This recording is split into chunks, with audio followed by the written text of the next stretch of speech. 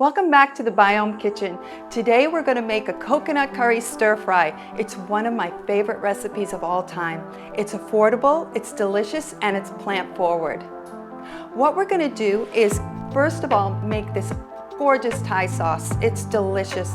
We will be putting together the ingredients of coconut milk, a little bit of starch to thicken up the sauce, and then bring in the spice of curry. We're also going to add a little sweetness with some brown sugar and a little salt. First of all, to make the sauce, what you want to do is get a can of coconut milk, and this is a light coconut milk. The reason being is that coconut milk is really high in fat and saturated fat. It's not that great for you, but if you can get the light coconut milk, you still get the flavor without the fat. So I'm going to open up this can and show you what it looks like here. The coconut milk, as you can see, there's some fat around it. This is a plant milk.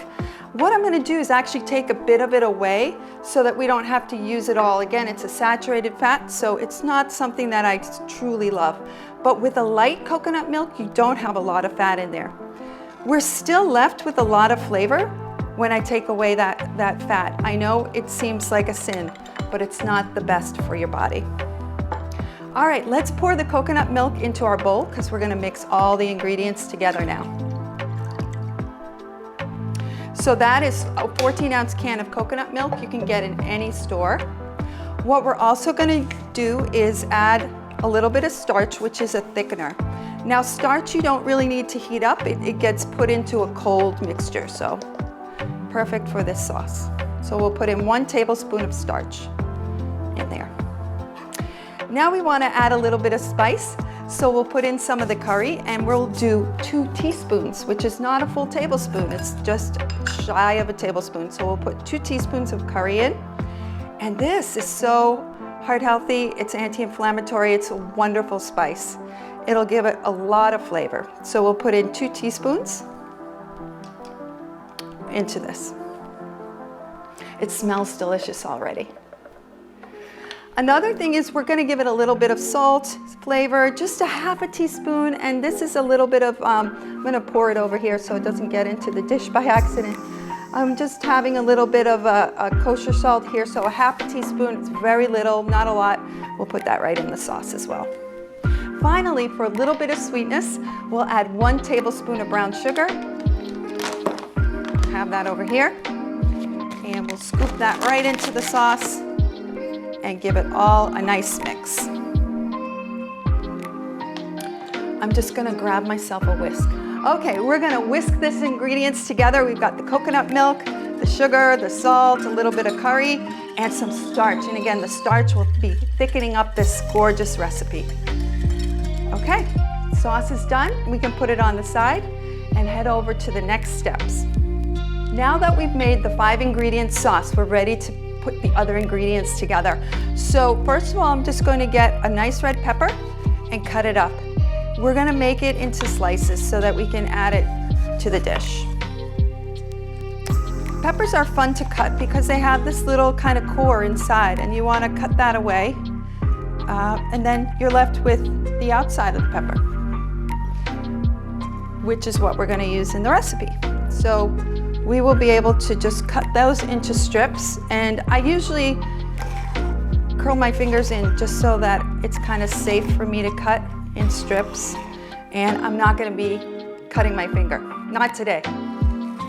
So we'll cut this into little strips, and this again is just 1 whole pepper.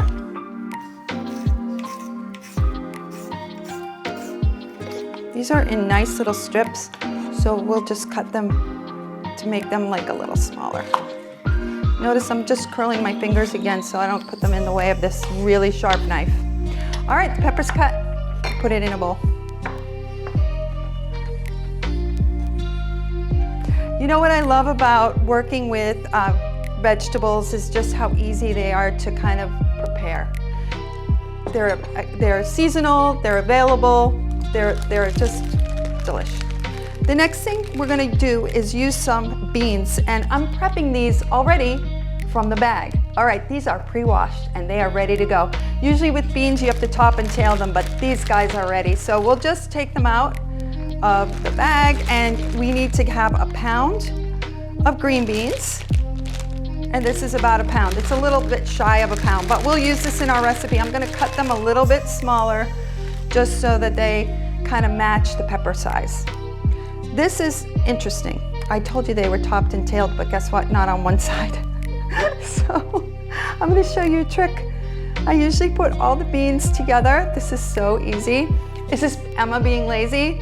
I hope you can join me on that. So I just cut them like that. Ready to go. Was that easy?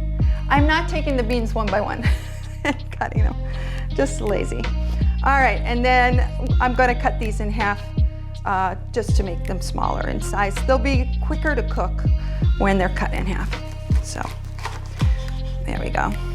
Again, they're already washed, they're ready to go. So life is easy. And I'm just gonna take a couple of straight tops off these. All right, we can put these in a bowl and then we'll set them aside. Beans are so good. They're full of fiber, they're delish, they're seasonal. You can find them all year round too. But right now they're available after the holidays. You know, a lot of people have eaten the beans, so they're around. Okay, so I'm gonna get rid of these scraps over here. Next, we're gonna grate the ginger. It's a root and it is really easy to peel and then grate. I use this, what's called a microplane, and that'll make it perfect for this recipe. The microplane just kind of grates it small. So I'm gonna take off the peel. You can actually take off the peel by scraping it with a spoon as well, believe it or not, but I'm gonna just use this knife because it's here, and we'll grate this. Ginger is really good for the gut. It's very calming for your stomach. If you ever have an upset stomach, it's great to have a little ginger tea. You can even get fresh ginger, put it in boiling water, and you know, you don't have to buy the ginger tea, you can make it yourself. And perfect root for the gut. Makes it really calming. Okay, so we've got about here, probably about a tablespoon of grated ginger. So put that in here. So here we have about a tablespoon of grated ginger.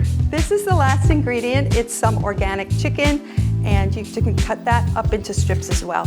About the same size as the beans and the pepper. The smaller the pieces, the quicker it's gonna cook. I buy organic chicken because I like the idea that there's not a lot of preservatives put into the chicken. And if you don't like chicken and you want to keep this plant forward, you can also use tofu. And forget the chicken. Another great way for people who enjoy seafood is shrimp. So shrimp goes with this as well. So we cut up the chicken, and we're gonna actually saute it in a little bit of olive oil.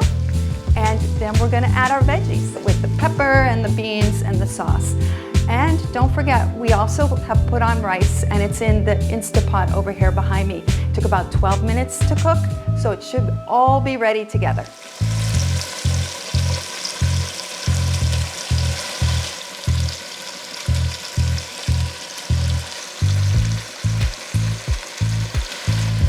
Just mix it up a little bit before we put it in there.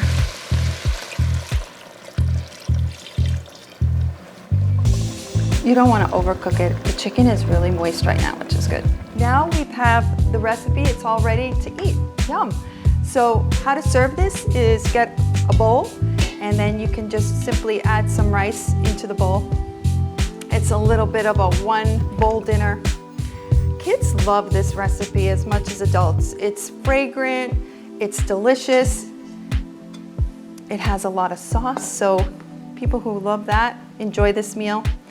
And what you want to do is just put the beans, peppers, and chicken with the curry sauce right on top of the rice.